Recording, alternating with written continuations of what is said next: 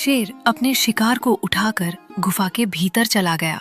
तभी गुफा के बाहर से उसे किसी के आने की आहट सुनाई दी। अरे, ये कैसी अजीब आवाज थी? आखिर ये आवाज किसने निकाली? शेर शिकार छोड़कर बाहर निकला। तभी झाड़ियों में सरसराहट हुई। वो धीरे धीरे झाड़ियों की ओर बढ़ा, लेकिन पास पहुंचते ही सब शांत हो गया। ये देखकर शेर घबरा गया। अरे बाप रे, झाड़ियां फिर से हिलने लगी। यहाँ से निकलना ही ठीक रहेगा, कहीं फिर कोई अनजान मुसीबत पूरे जंगल में अफरा तफरी ना मचा दे। शेर सिंह फौरन गुफा के अंदर पहुंचा, मगर उसका लाया हुआ शिकार वहां नहीं था। चारों तरफ बस एक अजीब सी गंध फैली हुई थी। अरे, मेरा शिकार आखिर गया कहाँ? अभी तो मैंने इसे यही रखा था। और ये कैसी अजीब बदबू फैल रही है। लगता है जैसे किसी सड़ी हुई चीज की तेज गंध हो। अरे तू भी कैसी बातें कर रहा है? जैसे तेरे मुंह से कोई फूलों की खुशबू आती हो। तेरी सांस से भी अच्छी खासी बदबू आ रही है। कभी ठीक से दांत साफ कर लिया कर, वरना शिकार का सारा मजा ही खराब हो जाता है। शेर फौरन गुफा से बाहर निकला, लेकिन वहां दूर दूर तक कोई दिखाई नहीं दिया। वो हैरान होकर बोला, आखिर कौन था? मुझे खूब बेवकूफ बनाकर चला गया, ऊपर से मेरा शिकार भी ले उड़ा। बस एक बार सामने आ जाए, फिर उसे सबक जरूर सिखाऊंगा। एक दिन एक लोमड़ी अपने ठिकाने पर आराम से समय बिता रही थी। अरे वाह, ठंड के मौसम के लिए बढ़िया खाने का इंतजाम हो गया। अब बार बार भोजन की तलाश में नहीं भटकना पड़ेगा। ऊपर से ये सब देखने में भी कितना स्वादिष्ट लग रहा है।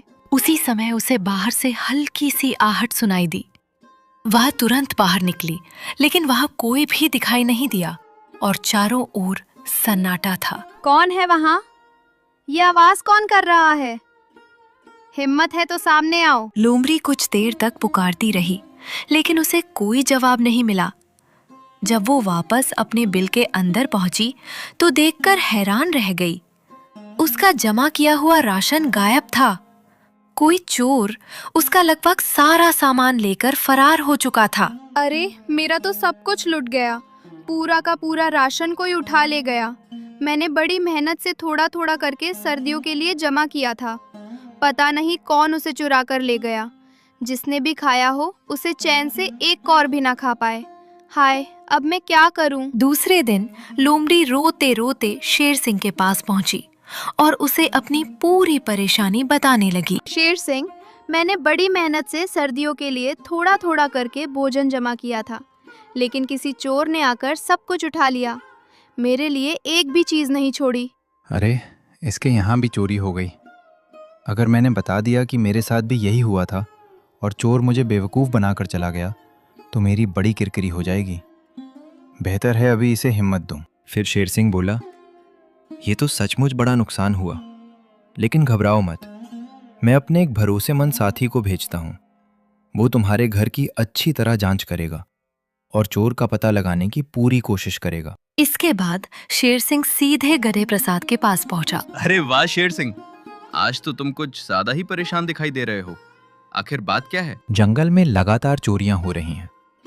कल किसी ने लोमड़ी के घर से उसका सारा जमा किया हुआ राशन उड़ा लिया और उससे एक रात पहले मेरे ठिकाने से मेरा शिकार भी गायब हो गया।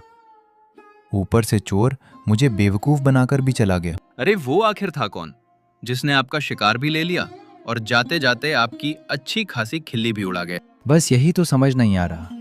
वो अंधेरा होते ही चुपके से आता है, चोरी करता है और बिना कोई सुराग छोड़े गायब हो जाता है। आखिर वो है कौन?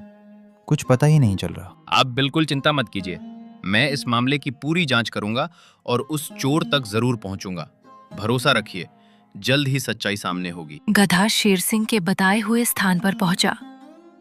वहां का नजारा देखकर वो हैरान रह गया। जमीन पर हर तरफ अलग अलग पैरों के ढेर सारे निशान बने हुए थे। अरे यहाँ तो चारों तरफ पैरों के निशान ही निशान हैं। आखिर चोर एक था या कई लोग मिलकर आए थे? अब समझ ही नहीं आ रहा कि किस निशान के पीछे जाऊं। गधा एक पैरों के निशान को चुनकर उसके पीछे चल पड़ा। काफी देर तक उसका पीछा करने के बाद वो घूमते घूमते फिर उसी जगह वापस आ पहुंचा। अरे, मैं तो फिर से इसी जगह लौट आया। लगता है ये चोर बहुत चालाक है। इसने ऐसा कोई सुराग ही नहीं छोड़ा जिससे पता चल सके कि चोरी किसने की है। आखिरकार थक कर गधा वहां से लौट गया। कई दिन बीत गए, लेकिन उसके हाथ कोई सुराग नहीं लगा। वो शेर सिंह के पास भी कोई पक्का सबूत लेकर नहीं पहुंच सका। ये देखकर परेशान शेर सिंह खुद ही गधे प्रसाद से मिलने निकल पड़ा। गधे प्रसाद, मैंने तुम्हें चोर का पता लगाने की जिम्मेदारी दी थी, फिर अब तक कोई खबर क्यों नहीं मिली? आखिर जांच कहां तक पहुंची? शेर सिंह, वो चोर बहुत चालाक निकला। मैंने उसके पैरों के निशानों का पीछा किया, लेकिन घूमते घूमते फिर वहीं पहुंच गया जहां से मैंने तलाश शुरू की थी। सुनो गधे, वो चोर लगातार वारदात कर रहा है। अब उसे किसी भी कीमत पर पकड़ना होगा। आज रात हम दोनों पहरा देंगे और पता लगाएंगे कि आखिर चोरी करने वाला कौन है। ठीक है, लेकिन आपको याद है ना, एक बार लकड़बग्घे का पीछा करते करते आप बेहोश हो गए थे और आपको उठा के मैं लाया था। रात के समय गधा और शेर झाड़ियों के पीछे छिपकर निगरानी कर रहे थे। चारों ओर गहरा सन्नाटा था। तभी अचानक एक तेज हुंकार जैसी आवाज सुनाई दी। दोनों कुछ पल के लिए सतर्क होकर चुप बैठे रह गार्ड। तभी उनके सामने से 3 जंगली कुत्ते गुजरते दिखाई दिए। शेर सिंह, ये कौन है और इस जंगल में क्या कर रहे हैं? कहीं चोरी करने वाले यही तो नहीं? आइए चुपचाप इनके पीछे चलते हैं और पता लगाते हैं। ये जंगली कुत्ते लग रहे हैं। लगता है बिना बुलाए हमारे जंगल में आ घुसे हैं। इन्हें देखकर ऐसा लगता है कि किसी दूसरे जंगल से आए हैं। जल्दी चलो, चुपचाप इनके पीछे चलते हैं और देखते हैं कि ये क्या करने वाले हैं। दोनों उनका पीछा करते करते एक खुले मैदान तक पहुंच गए, लेकिन वहां पहुंचते ही जंगली कुत्ते कहीं दिखाई नहीं दिए। चारों तरफ गहरा सन्नाटा छाया था। तभी अचानक शेर सिंह को पीछे से किसी ने आवाज दी। अरे शेर सिंह, उधर क्या देख रहे हो? जरा पीछे मुड़ो, हम तो यहीं खड़े हैं। तुम लोग यहाँ किस लिए आए हो? इस जंगल में तुम्हारा कोई काम नहीं है। ये जगह तुम्हारे रहने की नहीं है, इसलिए बेहतर होगा कि यहाँ से चले जाओ। तुम्हें सच में लगता है कि तुम्हारी एक बात सुनकर हम ये जंगल छोड़ देंगे? ऐसा बिल्कुल नहीं होने वाला। तुम लोग लगातार परेशानी खड़ी कर रहे हो। बेहतर है अभी शांति से यहाँ से निकल जाओ, नहीं तो तुम्हें इसका अंजाम भुगतना पड़ेगा। शेर सिंह, हमें हल्के में मत लो। हमारा सामना करना तुम्हारे लिए आसान नहीं होगा। बेहतर यही है कि लड़ाई की जगह समझौता कर लिया जाए। जो भी मिलेगा उसका आधा हिस्सा तुम्हारा और आधा हमारा। लगता है तुम समझाने से नहीं मानोगे। अब तुम्हें अपने किए का नतीजा भुगतने के लिए तैयार रहना होगा। उसी समय एक एक करके कई जंगली कुत्ते वहां पहुंच गए। कुछ ही पलों में उन्होंने शेर सिंह और गधे प्रसाद को चारों ओर से घेर लिया। ये देखकर शेर सिंह के चेहरे पर चिंता साफ दिखाई देने लगी। गधे प्रसाद, जल्दी कुछ सोचो। मुझसे जोश में आकर जरा ज्यादा बोल लिया गया। इतने सारे कुत्तों का सामना करना हमारे बस की बात नहीं है। कोई बढ़िया उपाय बताओ। मेरे दिमाग में एक योजना है। मैं 1, 2, 3 गिनूंगा और फिर हम दोनों एक साथ यहां से भाग निकलेंगे। तैयार रहो। 1, 2, 3, भागो। दोनों तुरंत भागने लगे। सबसे आगे शेर सिंह और गधा प्रसाद थे और उनके पीछे जंगली कुत्तों का झुंड दौड़ रहा था। कुत्तों ने उनका काफी दूर तक पीछा किया और उन्हें जंगल के अंदर तक दौड़ा दिया। किसी तरह जान बच गई, वरना आज तो हमारी हालत बहुत खराब हो जाती और मुश्किल खड़ी हो जाती। जान तो बच गई, लेकिन मेरी इज्जत का क्या होगा? मैं शेर हूं और कुत्तों से डरकर भाग आया। अब जंगल के बाकी जानवर क्या सोचेंगे कि शेर सिंह डरपोक और कमजोर है, जो 2-4 कुत्तों से भी भाग गया। सुनो मेरे साथियों, अब हमें किसी से डरने की जरूरत नहीं है। जंगल का राजा शेर सिंह भी हमसे डरकर भाग चुका है। अब हम इस जंगल में बेखौफ होकर अपना दबदबा बना सकते हैं और जो चाहें कर सकते हैं। अब उन कुत्तों के हौसले और बढ़ गए थे। वे जंगल में मनमानी करने लगे। किसी के घर पर कब्जा कर लेते, शिकार छीन लेते, राशन चुरा लेते और बिना वजह दूसरों को परेशान करने लगे। इससे पूरे जंगल के जानवर बहुत परेशान हो गए।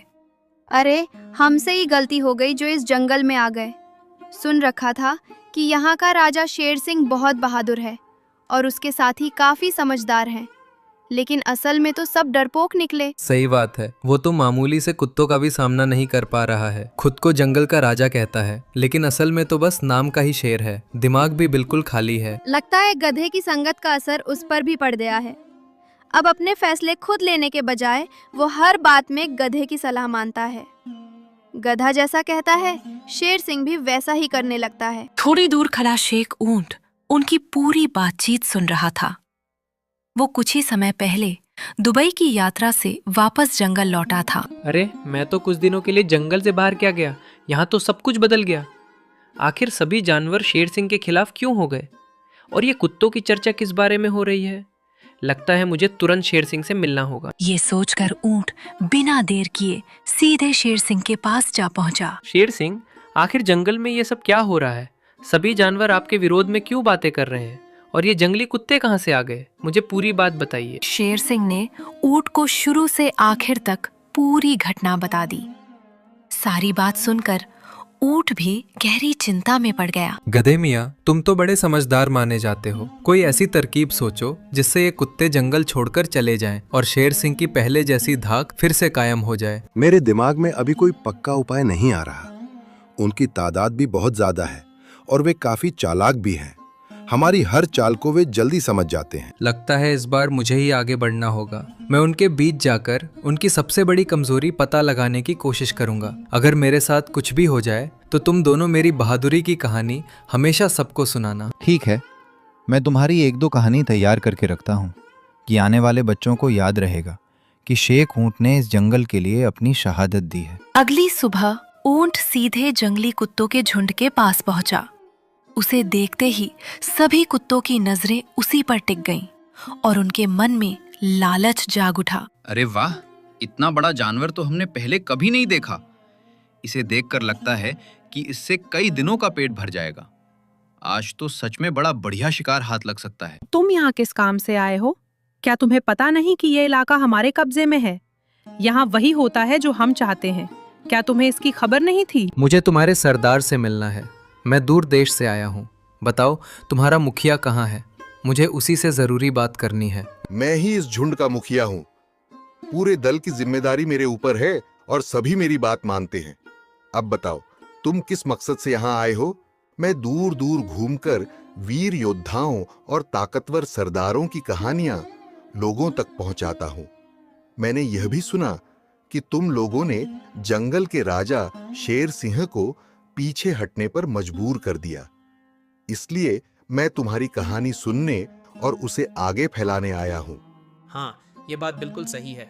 उसी दिन के बाद से वह मेरे सामने आने की हिम्मत नहीं करता। मुझे देखते ही पीछे हट जाता है, इसलिए अब इस इलाके में नजर भी नहीं आता। वाह, तुम्हारी बहादुरी की चर्चा सचमुच कमाल की है। मेरी एक छोटी सी विनती है, अगर इजाजत दो तो मैं कुछ दिन तुम्हारे साथ रहना चाहूंगा। मैं तुम्हारी जीत की कहानी लिखकर दूर दूर तक सुनाना चाहता हूं, ताकि सब जान सकें कि तुमने जंगल के राजा को पीछे हटने पर मजबूर कर दिया। सरदार कुत्ता हंसते हुए बोला, जरूर, जितने दिन चाहो हमारे साथ रहो। मेरी बहादुरी को अच्छी तरह देखो और ऐसी शानदार कहानी लिखना कि हर जगह मेरा नाम हो। यह भी लिखना कि जब तक मैं यहां रहा, शेर सिंह इस इलाके में आने की हिम्मत नहीं कर पाया। मेरा नाम सुनते ही वह दूर ही रहता था। ऊंट ने बड़ी समझदारी से उनके झुंड में अपनी जगह बना ली और चुपचाप सबकी हरकतों पर नजर रखने लगा। कई दिन तक वह ध्यान से उन्हें देखता रहा। फिर एक दिन जब सभी कुत्ते एक साथ बैठकर खाना खा रहे थे, तभी उसे एक अहम सुराग मिल गया। अच्छा, तो इनकी ताकत का राज यही है। सबसे पहले मुझे इसी ताकत को कमजोर करना होगा, फिर ये अपने आप हार जाएंगे। अगले दिन ऊंट सीधे सरदार के पास पहुंच गया। सरदार, तुम यह क्या कर रहे हो? क्या तुम ही इन सब के मुखिया हो? फिर तुम सबसे पहले भोजन क्यों नहीं करते? हम कुत्ते हैं, इसलिए अपना भोजन आपस में बांटकर ही खाते हैं। यही हमारी रणनीति है, ताकि हम मिलकर बेहतर तरीके से काम कर सकें। मुझे अपनी कहानी के लिए तुम्हारे बारे में बड़ा और प्रभावशाली विवरण चाहिए। तुम्हें एक ताकतवर और बहादुर सरदार के रूप में दिखाना है। अगर तुम सबके साथ बराबर बैठकर खाना खाओगे, तो लोग कैसे समझेंगे कि तुम ही इनके नेता हो? तो फिर ऐसा करते हैं, पहले तुम सबको खाना खाने दो, उसके बाद मैं भोजन करूंगा और तुम अपनी कहानी में यह लिखना कि मैं कितना दयालु और समझदार सरदार हूं जो अपने साथियों को पहले खाने देता है और खुद बाद में भोजन करता है। गधे ने सच ही कहा था। ये कुत्तों का सरदार काफी समझदार निकला। अभी इसकी बात मान लेती हूं, फिर आगे देखा जाएगा कि क्या करना है। वाह, क्या शानदार योजना है। इसी तरह मैं तुम्हें अपनी कहानी में एक महान नेता के रूप में लिख दूंगी। अगले दिन ऊंट एक योजना बनाकर फिर से कुत्तों के झुंड के पास पहुंच गया। अरे, तुम सब इतना कम क्यों खाते हो? लगता है तुम लोग सरदार के लिए खाना बचाकर रखते हो, कहीं उसके हिस्से में कमी न पड़ जाए। हाँ, वह हमारा सरदार है। वह हमेशा हम सबके बाद भोजन करता है, इसलिए हम यही सोचते हैं कि कहीं उसके लिए खाना कम न पड़ जाए। नहीं, ऐसा बिल्कुल नहीं होगा, बल्कि वे तो इससे बहुत खुश होंगे। सब उन्हें एक दयालु और महान सरदार कहेंगे जो अपने साथियों का पेट भरने के लिए खुद कम में भी संतोष कर लेता है। और यह बात उन्होंने खुद अपने मुंह से कही है। अच्छा, तो यह बात उन्होंने खुद कही है। सचमुच हमारे सरदार की सोच बड़ी अलग है। तुम उनके बारे में अच्छी अच्छी बातें लिखना और दूर दूर तक उनकी बहादुरी और उदारता की चर्चा करना। ऊंट की बातों का असर कुत्तों पर हो गया। अब वे हर बार पेट भरकर खाते और अपने सरदार के लिए थोड़ा सा ही भोजन बचाते। इससे सरदार धीरे धीरे परेशान रहने लगा। क्या बात है, आज तुम कुछ परेशान दिखाई दे रहे हो। आखिर ऐसी कौन सी बात है जो तुम्हें चिंता में डाल रही है? अरे, मैं तो हमेशा इन सबके बाद भोजन करता हूँ। इन्हें ये बात अच्छी तरह पता है, फिर भी मेरे हिस्से में बहुत थोड़ा खाना छोड़ते हैं। समझ नहीं आ रहा कि अचानक इन्हें क्या हो गया। मेरे पास एक तरकीब है। तुम अपने साथियों से कहो कि वे थोड़ा थोड़ा भोजन अलग जमा करें ताकि वह सर्दियों में काम आए।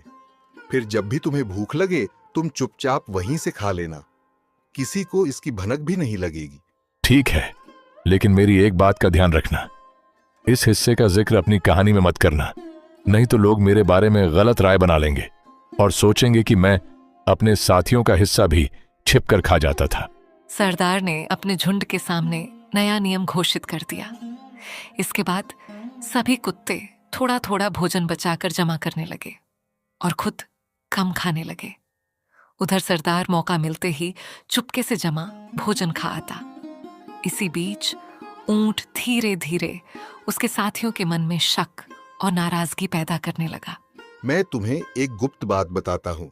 तुम्हारा सरदार जो भोजन जमा करने को कहता है वह उसी में से चुपचाप अपना पेट भर लेता है, इसलिए वह बार बार राशन बचाने की बात करता है।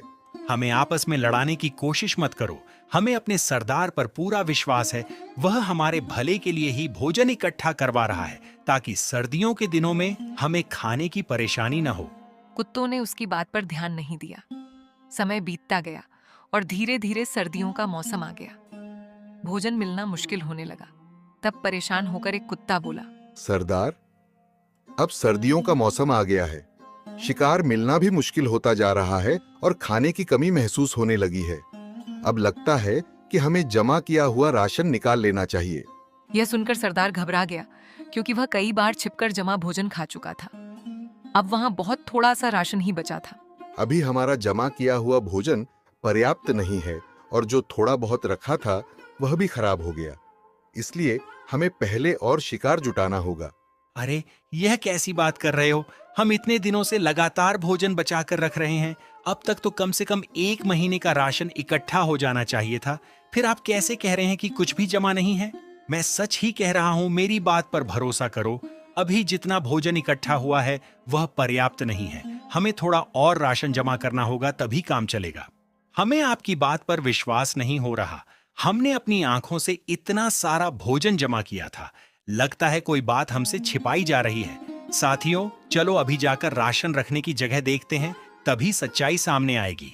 सारे कुत्ते गुस्से में सीधे राशन रखने की जगह पहुंच गए। वहां पहुंचकर उन्होंने देखा कि जमा किया हुआ भोजन बहुत ही थोड़ा बचा था। नाम मात्र का राशन देखकर सभी का गुस्सा 7वें आसमान पर पहुंच गया। अरे सरदार, यह हमारा जमा किया हुआ राशन कहाँ गया? हमने इतनी मेहनत से एक एक निवाला बचाकर रखा था। अब वह सब कहाँ है? हमें इसका जवाब चाहिए। सुनो, मैं तुम्हारा सरदार हूँ। मैं हमेशा तुम सबके बाद ही भोजन करता था, लेकिन मेरे हिस्से में बहुत कम खाना बचता था, इसलिए कई बार मुझे यहीं रखे हुए भोजन में से थोड़ा बहुत खाकर काम चलाना पड़ा। अरे, महान कहलाने की चाहत तो तुम्हारी थी, हमारी नहीं। सबसे बाद में खाने का नियम भी तुमने ही बनाया था, हमने नहीं। तुम्हें अपनी वाहवाही सुनने का शौक था। सच तो यह है कि हमारे साथ के बिना तुम्हारी कोई खास ताकत नहीं है। अकेले तुम किसी का भी सामना नहीं कर पाओगे। अरे, मैं तुम्हारा सरदार हूं, तुम लोग मुझसे इस तरह कैसे बात कर सकते हो? लगता है तुम सबका मुंह पर से भरोसा उठ गया है और तुम मेरे खिलाफ खड़े हो गए हो। वाह, ये तो वही बात हो गई कि गलती करने वाला खुद दूसरों पर इल्जाम लगा रहा है। धोखा तो तुमने दिया है, हमने नहीं। साथियों, अब यह हमारे झुंड का नेतृत्व करने के योग्य नहीं रहा। जो भी मेरी बात से सहमत हो वह मेरे साथ आ जाए। उस कुत्ते की बात सुनते ही झुंड के ज्यादातर कुत्ते उसके समर्थन में जाकर खड़े हो गए। वहीं कुछ साथी पुराने सरदार के प्रति अपनी निष्ठा निभाते हुए उसके साथ ही डटे रहे। आज सब कुछ साफ हो जाएगा। यही तय होगा कि इस जंगल का नेतृत्व कौन करेगा और किसे हमेशा के लिए यह जंगल छोड़कर जाना पड़ेगा। दोनों दल आमने सामने आ गए और उनके बीच जबरदस्त मुकाबला शुरू हो गया। काफी देर तक संघर्ष चलता रहा। आखिर में सरदार का दल जीत गया, जबकि हारने वाले कुत्तों को जंगल छोड़कर जाना पड़ा। तभी वहां शेर सिंह, गधा प्रसाद और ऊंट भी पहुंच गए। अरे शेख ऊंट, तुम यहाँ और शेर सिंह के साथ? अब समझ आया, तुम कोई कहानी सुनाने वाले नहीं थे, तुम तो शेर सिंह के साथ ही निकले। तुमने तो बड़ी चालाकी से हमें अपने जाल में फंसा दिया। अब समझ में आया सरदार, जब सामने वाले की ताकत ज्यादा हो तब सिर्फ बल से नहीं बल्कि बुद्धि से काम लिया जाता है। आखिरकार सबसे बड़ी शक्ति समझदारी और सही समय पर सही योजना बनाने की होती है। आज मैं तुम लोगों को हराकर अपनी खोई हुई इज्जत वापस हासिल करूंगा। बहुत दिनों से जो अपमान सहा है उसका हिसाब आज यहीं पूरा होगा। शेर सिंह ने बिना देर किए तुरंत हमला कर दिया। पिछली भिड़ंत की वजह से कुत्ते पहले से ही थके हुए थे, इसलिए वे ज्यादा देर तक उसका मुकाबला नहीं कर सके। थोड़ी ही देर में वे अपनी जान बचाने के लिए एक एक करके वहां से भागने लगे।